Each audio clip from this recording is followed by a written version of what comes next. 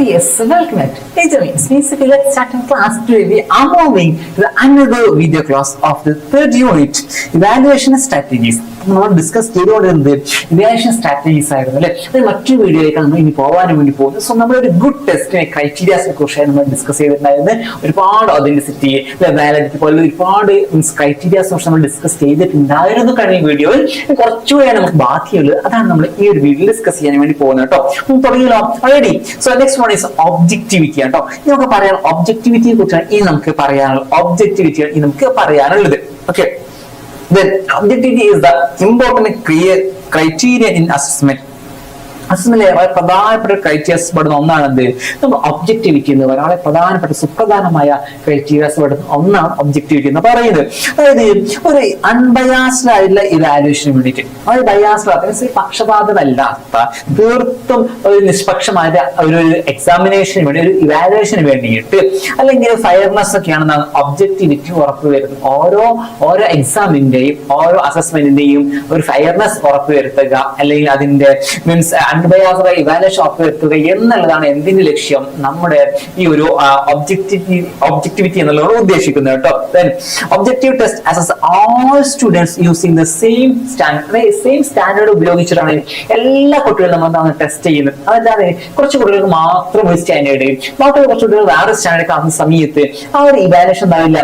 Means unbiased biased ആയിരിക്കില്ല, ഒരാൾ മാത്രം ഫോക്കസ് ചെയ്തുകൊണ്ട്, ചില ആളുകൾ മാത്രം ഡിപ്പെൻഡ് ചെയ്തുകൊണ്ട് രൂപത്തിലേക്ക് അത് മാറും. സോ അതൊന്നും ഇല്ലാതെ അൺബയാസ്ഡ് ആയിട്ടുള്ള ഒരു എക്സാം നടത്തുക എന്നുള്ളതാണ് ഇതിന്റെ പ്രധാനപ്പെട്ട ഒബ്ജക്ടിവിറ്റി എന്ന് പറയുന്നത് കേട്ടോ. They are free from personal opinions or bias. നമ്മളൊരാളെ അസസ് ചെയ്യുന്ന സമയത്ത്, ഒരാളെ നമ്മൾ ചെക്ക് ചെയ്യുന്ന സമയത്ത്, ഒരാളെ നമ്മൾ ഇവാലുവേറ്റ് ചെയ്യുന്ന സമയത്ത് ഒരിക്കലും പാടില്ല പേഴ്സണൽ ഒപ്പീനിയൻ വെച്ചിട്ട് ബയാസ്ഡ് ആയിട്ട് നമുക്ക് കാണാൻ വേണ്ടി പാടില്ല. അപ്പൊ നമുക്ക് ചില ഫേവറേറ്റ് സ്റ്റുഡൻസ് ഉണ്ടായിരിക്കും, നമ്മുടെ റിലേറ്റീവ്സ് ഉണ്ടായിരിക്കും. സോ എന്ത് കേസ് വന്നാലും നമ്മൾ അങ്ങനെ ബയാസ്ഡ് ആവാതെ, വളരെ ഒരു പേഴ്സണൽ ഒപ്പീനിയൻ ഒന്നും ഇല്ലാതെ വളരെ ഫ്രീ ആയിട്ടായിരിക്കണം നമ്മൾ ഓരോരുത്തരെയും അസസ് ചെയ്യേണ്ടത്. Okay, objective clear and specific criteria for evaluation. So ഈ ഒബ്ജക്റ്റീവ് എന്ത് യൂസ് ചെയ്യുന്നുണ്ട്, ഒരു ക്ലിയർ ആയിട്ടുള്ള ഒരു സ്പെസിഫിക് ആയ ക്രൈറ്റീരിയ ആണ്. അത് ഇവാലുവേഷന് വേണ്ടി അത് സ്പെസിഫിക് ആയ ഒരു ക്ലിയർ ആയ ക്രൈറ്റീരിയ ആണ് എന്ത് യൂസ് ചെയ്യുന്നത്, ഒബ്ജക്റ്റീവ് എപ്പോഴും ഉപയോഗിക്കുന്നത് കേട്ടോ. ഓക്കെ, ദെൻ ഈ grammar test with multiple choice questions are objective. For example ഉദാഹരണം പറഞ്ഞാൽ MCQ ഓപ്ഷൻസ് ഉള്ള ഗ്രാമർ ക്വസ്റ്റ്യൻസ് ഉണ്ടാവുമല്ലോ, അത് നമുക്ക് എന്തായിട്ട് വേണമെങ്കിൽ പറയാം, ഒബ്ജക്റ്റീവ് ക്വസ്റ്റ്യൻസ് ആയിട്ട് വേണമെങ്കിൽ പറയാൻ വേണ്ടി പറ്റും. അതായത് അതിന് വ്യക്തമായ റൈറ്റ്, വ്യക്തമായ റോങ് ഉണ്ട് അല്ലെ, അത് ശരിയാണ്, ഇത് തെറ്റാണ്. For example she dash going. Okay, ഇനി ഓപ്ഷൻ എ എന്നത് ആറാണ്, ഓപ്ഷൻ ബി എന്ന് പറയുന്നത് വേർ ആണ്, ഓക്കെ, ഓപ്ഷൻ സി എന്ന് പറയുന്നത് ഹാഡ് ആണ്, ഓപ്ഷൻ ഡി എന്ന് പറയുന്നത് വാസ് ആണ്. ഓക്കെ, ഇത് നോക്കിയപ്പോ 6 തെറ്റാണ് അല്ലെ, 6 പോരിലാണ്, അതുകൊണ്ട് അതിൽ 6 പറ്റില്ല, ഷുവർ ആണ്. വേറെ കൂടെ യൂസ് ചെയ്യാൻ സിംഗുലർ ആകുമ്പോൾ പറ്റില്ല യൂസ് ചെയ്യാം. ഹാഡ് ഇപ്പൊ നല്ല V3 ഉപയോഗിക്കണം എന്നാണ് നമ്മളെ ഒരു ബേസിക്, അല്ലെങ്കിൽ ആക്റ്റീവ് വോയിസ് നമ്മൾ ഹാഡിന് ശേഷം V3 ഉപയോഗിക്കണം എന്നാണ് റൂൾ. പക്ഷെ അതോടെ വരുന്നില്ല, അപ്പൊ ഹാഡ് പറ്റത്തില്ല. സോ വാസ് മാത്രമാണ് ആൻസർ ആയിട്ട് വരുന്നത്. സോ ഇങ്ങനെ MCQ വരുന്ന ഗ്രാമർ ക്വസ്റ്റ്യൻസ് ഉണ്ടല്ലോ, അത് ശരി ഏതാണ്, തെറ്റാണ്, സ്പെസിഫിക് ആയിരിക്കും അല്ലെ. ഇങ്ങനെ ക്വസ്റ്റ്യൻസിന് നമ്മൾ എന്താ വിളിക്കുന്നത്, ഒബ്ജക്റ്റീവ് ക്വസ്റ്റ്യൻസ് എന്നൊക്കെ പറയുന്നത് കേട്ടോ. Standardise scoring increases fairness. Standardise ആയിട്ടുള്ള സ്കോറിംഗ് എന്താണ്, അതൊരു ഫെയർനെസ് എന്താണ്, മീൻസ് ഇൻക്രീസ് ചെയ്യിക്കുന്നുണ്ട്. മാത്രമല്ല oral presentation can also be objective with set criteria. കൃത്യമായ ക്രൈറ്റീരിയ വെച്ചിട്ടുള്ള ഈ ഓറൽ പ്രസന്റേഷൻ വാമൊഴി ആയിട്ട് ആൻസർ പറയുന്ന വൈബ പോലെ കാര്യങ്ങളൊക്കെ ഉണ്ടല്ലോ, അതൊക്കെ നമുക്ക് ഈ ഒബ്ജക്റ്റീവ് ആയിട്ട് കാണാൻ വേണ്ടി പറ്റും. അതിലെന്തൊക്കെ പെടും, കോണ്ടന്റ് പെടും, പ്രൊനൗൺസിയേഷൻ പെടും, ഫ്ലുവൻസി പെടും, ഗ്രാമർ പെടും. ഇങ്ങനെ കൃത്യമായ ക്രൈറ്റീരിയ വെച്ചിട്ടുള്ളതിനൊക്കെ നമുക്ക് എന്താണ് ഒബ്ജക്റ്റീവ് ആയിട്ട് കൺസിഡർ ചെയ്യാൻ വേണ്ടിയിട്ട് പറ്റുന്നതാണ്. ഓക്കെയാണോ? Then each criteria has specific marks. ഓരോ ക്രൈറ്റീരിയ, കോണ്ടന്റ് എത്ര, പ്രൊനൗൺസിയേഷൻ എത്ര, ഗ്രാമറിന് എത്ര, ഫ്ലുവൻസിക്ക് എത്ര, ഇങ്ങനെയായിട്ട് ക്രൈറ്റീരിയ വെച്ചിട്ടായിരിക്കണം നമ്മൾ എന്താവേണ്ടത്, ആ ടെസ്റ്റ് നടത്തേണ്ടതെന്ന് മാത്രം. സോ ഇങ്ങനെയൊക്കെയുള്ളത് നമുക്ക് എന്ത് പറയാം, ഒബ്ജക്റ്റീവ് ടെസ്റ്റുകൾ എന്ന് പറയാൻ വേണ്ടിയിട്ട് പറ്റും. ഓക്കെയാണല്ലോ. സോ അടുത്തേക്ക് പോയി കഴിഞ്ഞാൽ ഇനി പറയുകയാണെന്നുണ്ടെങ്കിൽ objectivity ensures equal treatment for all students. അത് മാത്രമല്ല എല്ലാ സ്റ്റുഡൻസിനും ഈക്വൽ ആയി ട്രീറ്റ് ചെയ്യണം എന്നുള്ളതാണെന്നുണ്ട് ഒബ്ജക്ടിവിറ്റി ഉറപ്പുവരുത്തുന്നുണ്ട്. അത് മാത്രമല്ല ഫെയർ ആയിട്ടുള്ള ട്രാൻസ്പെറന്റ് ആയിട്ടുള്ള അസസ്മെന്റ് റിസൾട്ട് നമുക്ക് ഇതിലൂടെ കിട്ടുന്നത് കേട്ടോ. ഫെയർ ആയിട്ടുള്ള ഒരു ട്രാൻസ്പെറന്റ് ആയിട്ടുള്ള അസസ്മെന്റ് റിസൾട്ട് ആണ് നമുക്ക് ഇതിലൂടെ കിട്ടുന്നത്. അത് മാത്രമല്ല ഈ ലാംഗ്വേജ് പ്രൊഫിഷ്യൻസി കൃത്യമായിട്ട് ആക്യുറേറ്റ് ആയിട്ട് മെഷർ ചെയ്യാൻ സഹായിക്കുന്നുണ്ട്. ഒബ്ജക്റ്റീവ് അസസ്മെന്റ് നമുക്ക് നന്നായിട്ട് അങ്ങനെ സഹായിക്കുന്നുണ്ട് കേട്ടോ. ഓക്കെ, നമുക്ക് അടുത്ത് പറയാനുള്ളത് പ്രാക്ടിക്കാലിറ്റി ആണ്. പ്രാക്ടിക്കാലിറ്റി, അതായത് ഈ ഒരു ലാംഗ്വേജ് ടെസ്റ്റ് ഏറ്റവും പ്രധാനപ്പെട്ട ഒന്നാണ് പ്രാക്ടിക്കാലിറ്റി എന്നുള്ളത്. പ്രാക്ടീസ് ചെയ്തിട്ട് നമ്മൾ ടെസ്റ്റ് ചെയ്യുക. പ്രാക്ടിക്കൽ ടെസ്റ്റുകൾ വളരെ പ്രധാനമാണ്. ഫോർ എക്സാമ്പിൾ, ഒരു അഡ്മിനിസ്ട്രേറ്റർക്ക് വളരെ ഈസി ആയിട്ട് ചെയ്യാൻ പറ്റുന്ന ഒന്നാണ് ഈ പ്രാക്ടിക്കൽ ടെസ്റ്റ് എന്നൊക്കെ പറയുന്നത്. അത് ഈസി ആയിരിക്കും, അതേപോലെ തന്നെ സ്കോർ ചെയ്യാനും അതുപോലെ ഇന്റർപ്രറ്റ് ചെയ്യാനും വളരെ ഈസി ആയ ഒന്നാണ് പ്രാക്ടിക്കൽ ടെസ്റ്റുകൾ എന്നൊക്കെ പറയുന്നത്.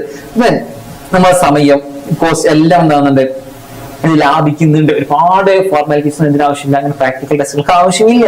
അത് മാത്രമല്ല നമ്മുടെ ഒരു ലാംഗ്വേജ് പ്രോഗ്രാമിന്റെ ഗോൾസ്, ലക്ഷ്യങ്ങൾ മീറ്റ് ചെയ്യുന്ന ഒന്നും കൂടെയാണ് പ്രാക്ടിക്കൽ ടെസ്റ്റ് എന്ന് പറയുന്നത്. ഫോർ എക്സാമ്പിൾ, നമ്മൾ ഏതൊരു ഭാഷ എടുക്കട്ടെ, അപ്പൊ നമ്മൾ എസ്പെഷ്യലി ഇംഗ്ലീഷിലെ കേസ് എടുത്ത് കഴിഞ്ഞാൽ സ്പോക്കൺ ഇംഗ്ലീഷ് ഏറ്റവും പ്രധാനപ്പെട്ട ലക്ഷ്യം എന്ന് പറയുന്നത് സംസാരിക്കാൻ വേണ്ടി പഠിക്കുക എന്നുള്ള പ്രധാനപ്പെട്ട ലക്ഷ്യമായിട്ട് നമ്മൾ കാണുന്നത്. സോ ഇങ്ങനെയുള്ള കേസിൽ പ്രാക്ടിക്കലി നമ്മൾ ടെസ്റ്റ് ചെയ്യുന്ന സമയത്ത് കറക്റ്റ് സാധനം നമുക്ക് കിട്ടും, കറക്റ്റ് റിസൾട്ട് നമുക്ക് അതിലൂടെ കിട്ടുന്നുണ്ട്. ഓക്കെ, ഇത് മാത്രമല്ല ഒരു ഉപയോഗപ്പെടുന്ന ഒരു അസസ്മെന്റ് ഇൻഫോർമേഷൻ, ഉപകാരപ്രദമായ ഒരു അസസ്മെന്റ് ഇൻഫോർമേഷൻ നമുക്ക് എന്താകുന്നുണ്ട് ഈ പ്രാക്ടിക്കാലിറ്റി ഉറപ്പ് തരുന്നുണ്ട് കേട്ടോ. ഈ ഓരോ സ്ഥാപനത്തിൽ ഓരോ ഇൻസ്റ്റിറ്റ്യൂഷനും അനുയോജ്യമായിട്ടുള്ള പ്രാക്ടിക്കൽ ടെസ്റ്റുകൾ എന്താണ് ഉപയോഗിക്കേണ്ടത് കേട്ടോ. അതായത് ഓരോ ഇൻസ്റ്റിറ്റ്യൂട്ടിനും സ്യൂട്ടബിൾ ആയിട്ടുള്ള പ്രാക്ടിക്കൽ ടെസ്റ്റുകൾ മാത്രമാണ് നമ്മൾ നടത്താൻ വേണ്ടിയിട്ട് പറ്റുള്ളൂ അല്ലെ. അതായത് ബെസ്റ്റ് എക്സാമ്പിൾ ആണ് TOEFL, IELTS, ഇങ്ങനെയുള്ള ഒരുപാട് എക്സാംസ് നമുക്ക് പരിചയം ഉണ്ടായിരിക്കുക. IELTS ആയിരിക്കും കൂടി പരിചയം ഉണ്ടായിരിക്കുക.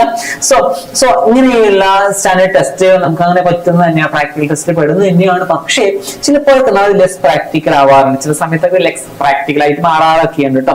കാരണം എന്താണെന്ന് വെച്ചാല് ഇനി IELTS, TOEFL പോലെയുള്ള എക്സാംസിനൊക്കെ ഹെവി കോസ്റ്റ് ആണ്, ആർക്കും വലിയ ഫീ ആണുള്ളത്. അത് മാത്രമല്ല ടൈം കൺസ്യൂമിങ് ആണ്, നമുക്ക് ഒറ്റയ്ക്ക് തീരുന്നില്ല. അങ്ങനെ L വേറെ, S വേറെ, R വേറെ, W വേറെ, ഓരോ സ്കില്ല് പ്രത്യേകമായ ടെസ്റ്റ് നടത്തുന്നു.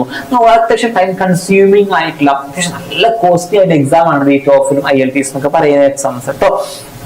സോ അതുകൊണ്ട് തന്നെ നമ്മളൊരു സ്കൂൾ ടീച്ചിങ്ങിന്റെ കേസ് എടുക്കുക, നമ്മുടെ സ്കൂളിന്റെ ഒരു അറ്റ്മോസ്ഫിയർ, എൻവയോൺമെന്റ് എടുത്തു കഴിഞ്ഞാൽ സ്കൂൾ ഡിസൈൻ ചെയ്യുന്ന പ്ലേസ്മെന്റ് ടെസ്റ്റുകളാണ് കുറച്ചുകൂടെ പ്രാക്ടിക്കൽ ആയിട്ട് നമുക്ക് മാറുന്നത് കേട്ടോ. അതായത് ഇവർ പറയും പക്കാ തിയറിസ്റ്റിക് ആയിട്ട് സ്ട്രക്ചർ ആയിട്ടുള്ള ടെസ്റ്റുകളേക്കാൾ നമുക്ക് ഒന്നും കൺവീനിയന്റ് ആയിട്ടുള്ളത്, കുറച്ചുകൂടെ ഫിനാൻഷ്യലി സെറ്റ് ആയിട്ടുള്ള ഏതാണെന്ന് ചോദിച്ചാൽ തീർച്ചയായിട്ടും നമ്മൾ എന്താണ് നമ്മുടെ ഈ സ്കൂൾ ഡിസൈൻ ചെയ്യുന്ന പ്ലേസ്മെന്റ് ടെസ്റ്റുകൾ തന്നെയാണത്.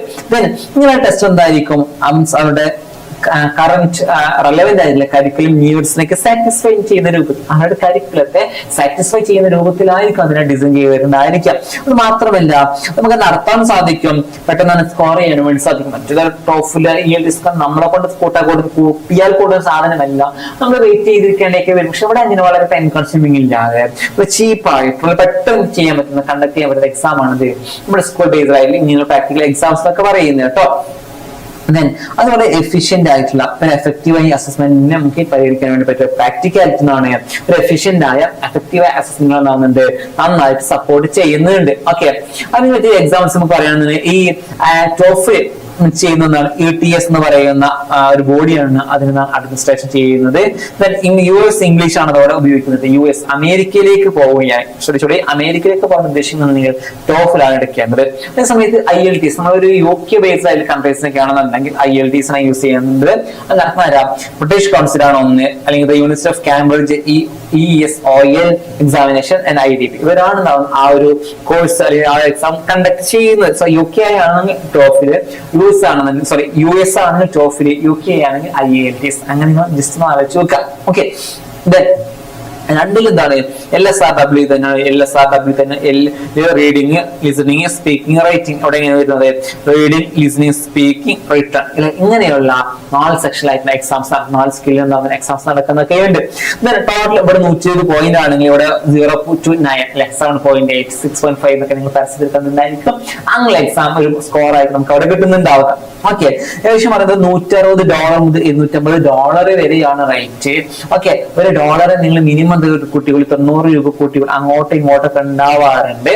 സോ നോക്കുക, നിങ്ങൾ ഏകദേശം ആ ഒരു റോൾ ഒരു രൂപയാണ് വരുന്നത്. ഇപ്പോ ഫോർ എക്സാമ്പിൾ 160 രൂപ എന്നൊക്കെ പറയുമ്പോൾ 160-നപ്പുറത്ത് ഒരു 2.16,000 രൂപയായി. ഓക്കെ, ഏകദേശം ഒരു 14,500 രൂപയൊക്കെയാണ് എന്താവുന്നത് നമ്മുടെ ടോഫിൽ എക്സാമിന് റൈറ്റ് ഒരു മിനിമം വരുന്നത് കേട്ടോ. അത് എത്ര വരെ പോകാം, ഏകദേശം ഒരു 22,500 വരെ എന്താവാറുണ്ട്, ഏകദേശം ഇതിന്റെ റേഞ്ച് വരാറുണ്ടോ. 14,500 മുതൽ 22,500 വരെ എന്താവാറുണ്ട് ടോഫിലെ നമ്മുടെ ക്യാഷ് പേയ്മെന്റ് ഫീ വരാറുണ്ട്. ഓക്കെ, ഇപ്പുറത്താണെന്നുണ്ടെങ്കിൽ 205 നമ്മുടെ ലൊക്കേഷൻസ് അങ്ങോട്ടും ഇങ്ങോട്ടായിരിക്കും. 205 എന്ന് പറയുന്ന സമയത്ത് ഏകദേശം ഒരു 20,500 രൂപ എന്ന് പറയുന്നത് ഏകദേശം 19,000 രൂപ.